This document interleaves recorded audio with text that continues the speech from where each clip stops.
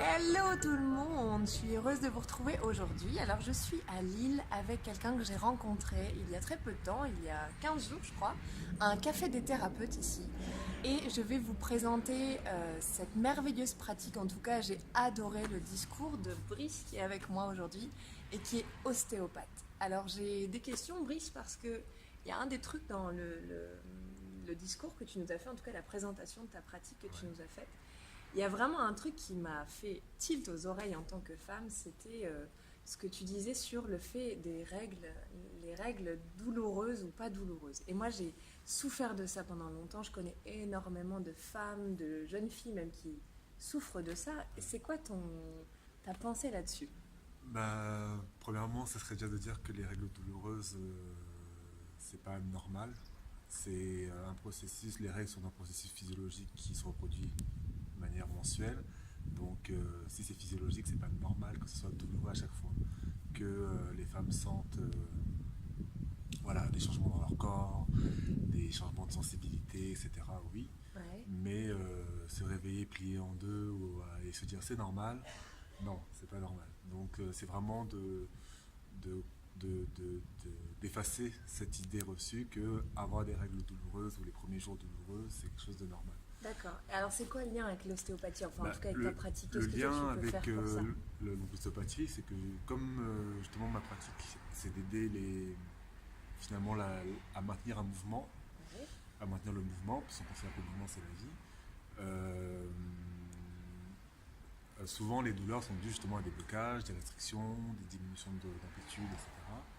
Et donc, du coup, bah, en aidant à maintenir un certain mouvement, un certain flux, on peut faciliter, par exemple, cette période-là en aidant le corps à accepter ce mouvement, à Ok. accepter cet échange, c'est tout ce qu'il doit faire pour se rééquilibrer, s'autoréguler, etc.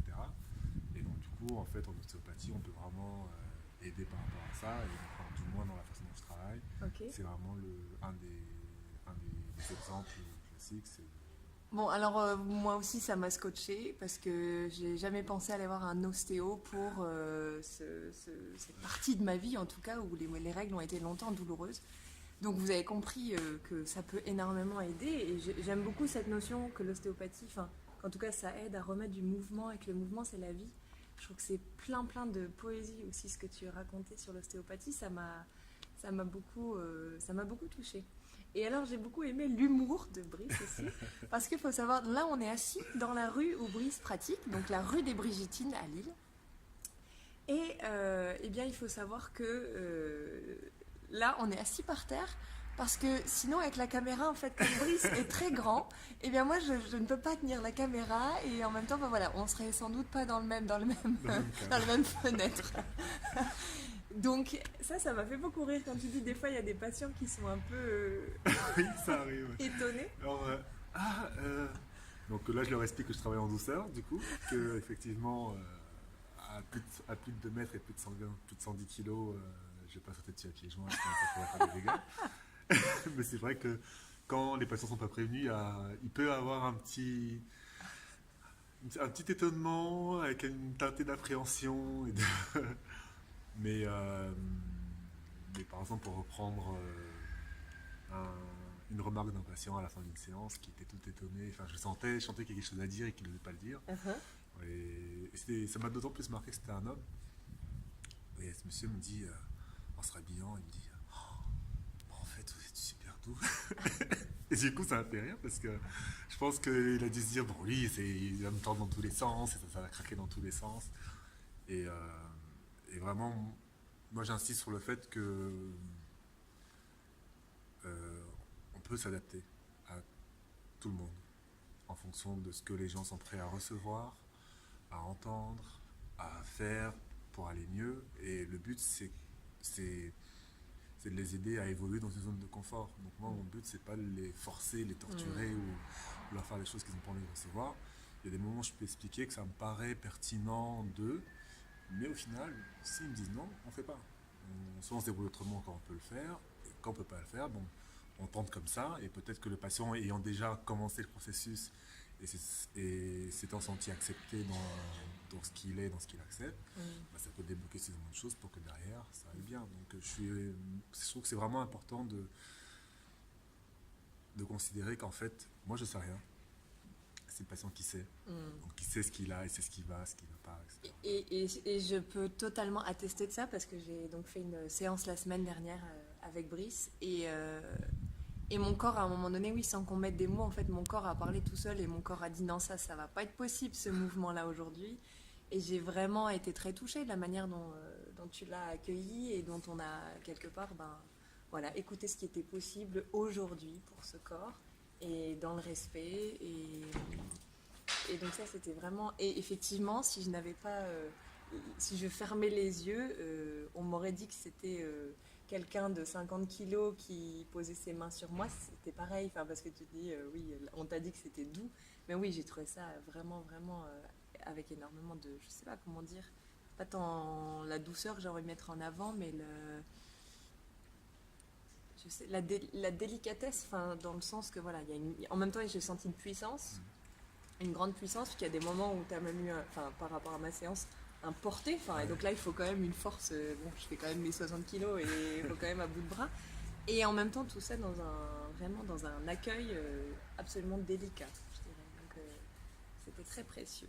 Et alors, parce que ça m'interpelle aussi beaucoup, même si je connais moins ce sujet moi-même, mais j'ai vraiment retenu de ta présentation ce rapport aussi entre l'ostéopathie et l'aide que tu pouvais apporter à des femmes, en tout cas à des couples, qui ont peut-être des problèmes avec leur fertilité, avec le fait d'avoir des enfants, ou au contraire d'en avoir peut-être trop.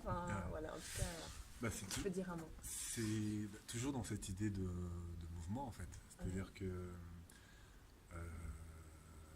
l'exemple souvent que je donne, c'est une maison. Si on est propriétaire d'une maison qu'on veut mettre en location et qu'on est un propriétaire consciencieux et bienveillant, effectivement, voilà, on veut que la personne soit bien dedans, qu'elle se sente bien, donc on va lui mettre, on va bien isoler la maison, on va mettre le courant, on va mettre l'eau, on va s'arranger pour que les fenêtres soient en bon état et qu'il y ait bien la lumière qui rentre.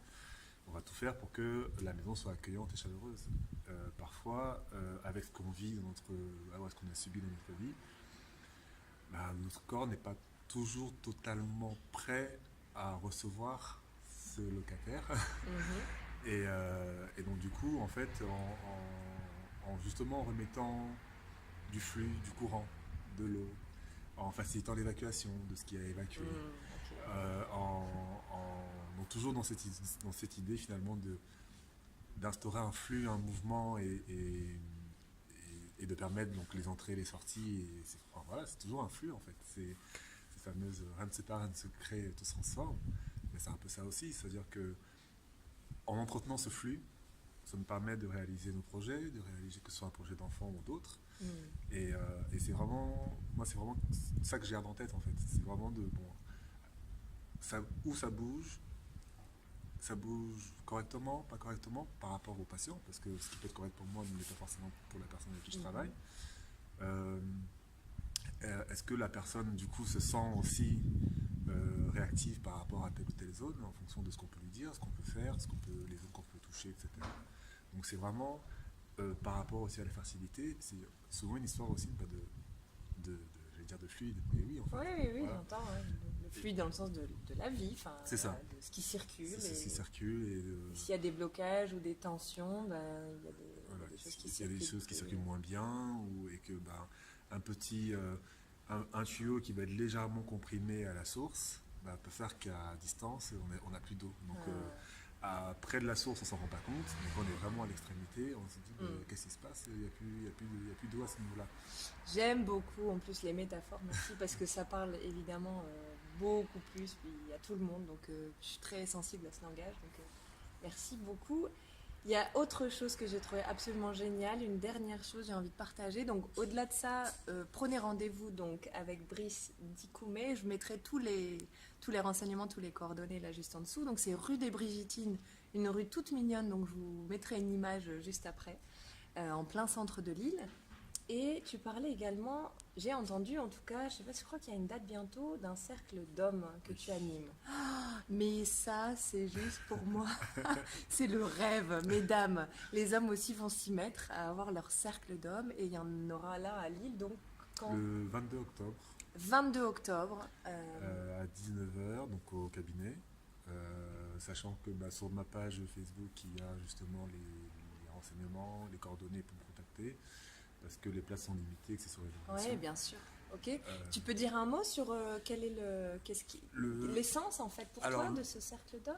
le thème, on est sur l'homme nouveau. Donc, j'ai pas envie d'être trop dans une définition parce que je Ouais. veux justement que chacun arrive un peu avec qui il est, justement, c'est le Mhm. but.